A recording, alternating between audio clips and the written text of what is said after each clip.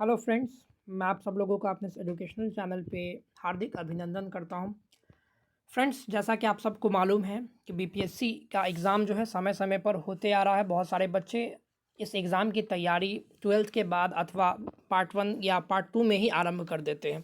तो ये वीडियो पूरे तरीके से डेडिकेटेड है वैसे स्टूडेंट्स के लिए जो पार्ट 1 में ही रह करके आप कह सकते हैं कि बीपीएससी की तैयारी आरंभ कर चुके हैं या इस तैयारी को करना चाहते हैं। तो आज के इस वीडियो में मैं आप लोगों को जो इम्पोर्टेंट बात है इससे संबंधित वो आपको मैं बताने वाला हूँ। आपको तैयारी के दरमियान किन किन चीज़ों का ध्यान रखना चाहिए, साथ ही साथ आपको पार्ट 1 और पार्ट 2 में जो है बीपीएससी की तैयारी के लिए क्या अप्रोच अपनानी चाहिए, वो सभी एक कंप्लीट वीडियो मैं लेकर के आपके बीच आ चुका हूँ। तो वीडियो के अंत तक जरूर बने रहे ताकि आपको सारी इन्फॉर्मेशन मिल सके। तो सबसे पहले फ्रेंड्स बात कर ले बीपीएससी एग्जाम की। तो बीपीएससी फ्रेंड्स अपने एग्जाम को मुख्य रूप से 3 चरणों में लेते हैं। जैसा कि आपको ऑलरेडी मालूम है, बीपीएससी पहले प्री एग्जाम लेती है, फिर मेंस एग्जाम लेती है, उसके बाद उसका इंटरव्यू भी होता है। अब बीपीएससी एग्जाम देने के लिए सबसे न्यूनतम जो योग्यता है, आप स्नातक आप पास होने चाहिए। कहने का मतलब ये हुआ कि आपका जो है ग्रेजुएशन कंप्लीट होना चाहिए। ध्यान रखें, कंप्लीट होना चाहिए। अपियरिंग है तो आप इसमें आप कह सकते हैं कि अप्लीकेबल नहीं होंगे, लेकिन आपका अगर कंप्लीट होगा ग्रेजुएशन तो अब आप जो है इसमें फॉर्म फिल कर सकते हैं।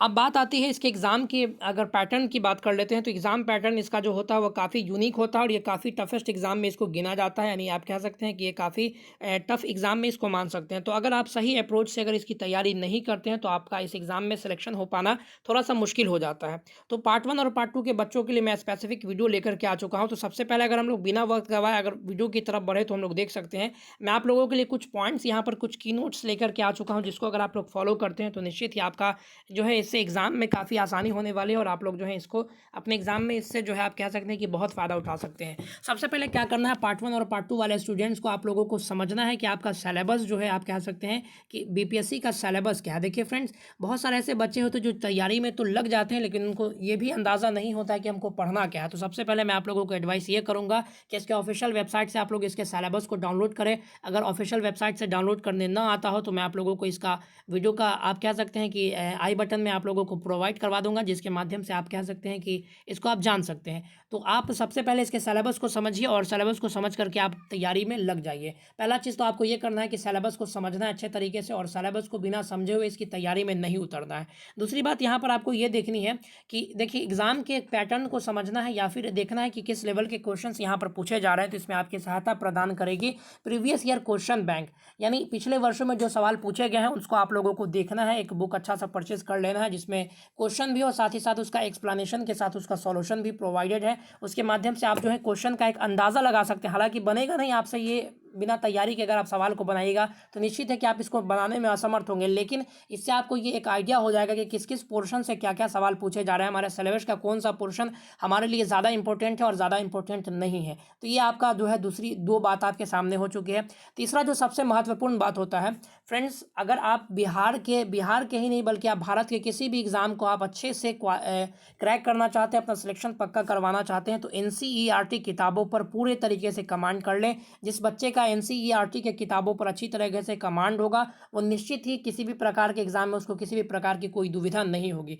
तो एनसीईआरटी बुक्स करना आरंभ कर दें। और किस तरीके से बुक पढ़ना है, कौन कौन से बुक पढ़ना है, इस पर भी ऑलरेडी मैं वीडियो बना चुका हूँ। आपको जो है वीडियो के आई बटन से आप जाकर के उन सभी वीडियोज़ को देख सकते हैं। एनसीईआरटी बुक्स पढ़ने का भी मैं तरीका ऑलरेडी बता चुका हूँ। इन शॉर्ट आपको मैं बताते चलो कि आपको इस तरीके से पढ़ना है कि हर एक पॉइंट को आपको समझना है और अपने थिंकिंग पावर को डेवलप करना है, ताकि आप जो है मेंस के एग्जाम में आप उन सभी चीज़ों का अच्छे से एनालाइज करके आंसर आसानी से फ्रेम कर सकें और उसको लिख सकें। तो ये रही आपकी तीसरी बात जो एनसीईआरटी बुक को पढ़ने से संबंधित है।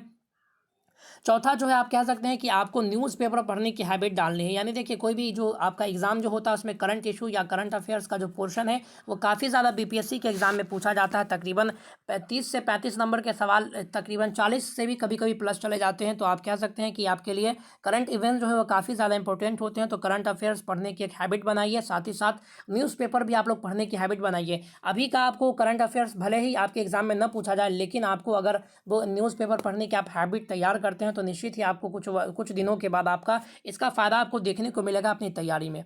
चौथा जो है आपके 5वां जो पॉइंट मैं आप लोगों को कहना चाहूँगा, वो कोई भी टॉपिक जैसे मान लीजिए आपने 1857 का सैनिक विद्रोह पढ़ा, अब उसको पूरा कर लेने के बाद क्या करना है कि आपको उसको पॉइंट वाइज आपको उसको लिखने का प्रयास करना है। जो भी टॉपिक मैंने पढ़ा, जैसे सैनिक विद्रोह के अगर कारणों की बात कर ले तो उसको कारण को हमको पूरा फ्रेम तरीके से अच्छे से लिख लेना है, इसके क्या क्या परिणाम हुए उसको लिख लेना है, किस तरीके से इस जो है विद्रोह का स्वरूप था उसको लिख लेना है, कहाँ कहाँ से जो है ये विद्रोह शुरू हुआ तो उससे संबंधित बातों को लिख लेना है, किन किन क्षेत्रों में किन किन लोगों ने इसको लीड करने का काम किया था उसको लिख लेना है। वहाँ से कई सारे क्वेश्चंस भी पूछे जाते हैं, तो मैंने एग्जाम्पल के तौर पर आपको बताने की कोशिश की।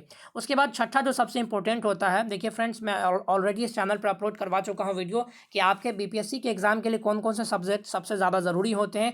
तो पिछले वर्षों के ट्रेंड की अगर बात की जाए तो हिस्ट्री आपके लिए सबसे ज़्यादा इंपॉर्टेंट होता है, उसके बाद पॉलिटी, जियोग्राफी, उसके बाद पॉलिटी, साइंस एंड टेक से भी अच्छे खासे क्वेश्चन पूछे जाते हैं। उसके अलावा करंट अफेयर्स का जो आपका पोर्शन है वो काफ़ी ज़्यादा महत्वपूर्ण हो जाता है। तो आपको इन सभी चीज़ों को किसी भी माध्यम से आपको स्ट्रॉन्ग करने की कोशिश करना है, चाहे तो बुक का सहारा ले सकते हैं, चाहे आप ऑनलाइन क्लासेस का सहारा लेकर के इसको अपने माध्यम से इसको तैयार कर सकते हैं। तो ये था आपके सामने कुछ टिप्स जो मैं आप लोगों के बीच लेकर के आ चुका हूँ। सबसे पहला तो मैं एक बार इसको फिर से रिकॉल कर दूं, आपको सिलेबस अच्छे से समझ लेना है, उस पर पकड़ बनाना है, साथ ही साथ प्रीवियस ईयर क्वेश्चंस को एनालाइज करना है, एनसीईआरटी बुक्स को पढ़ना है, न्यूज़पेपर और करंट अफेयर्स पर अपना करंट इश्यू पर अपना जो है आप कह सकते हैं कि एक पकड़ बनाना है। उसके अलावा लिखना आरंभ करना है और history, geography, polity, science and tech और करंट अफेयर्स को अच्छे से इंप्रूव करना है, उसको सुधारना है। तो ये था आपके सामने कुछ फुल अप्रोच जो आप लोगों के बीच में लेकर के आ चुका हूँ। निश्चित ही अगर आप इन सब चीज़ों को लेकर के अपने प्रिपरेशन में इसको शामिल करते हैं तो आपको बहुत ही ज़्यादा फायदा होने वाला है और इससे एग्ज़ाम आप आसानी से क्रैक करने में सफल हो पाएंगे। तो फ्रेंड्स, मिलते हैं अगले वीडियोज़ में, तब तक के लिए धन्यवाद। God bless you all.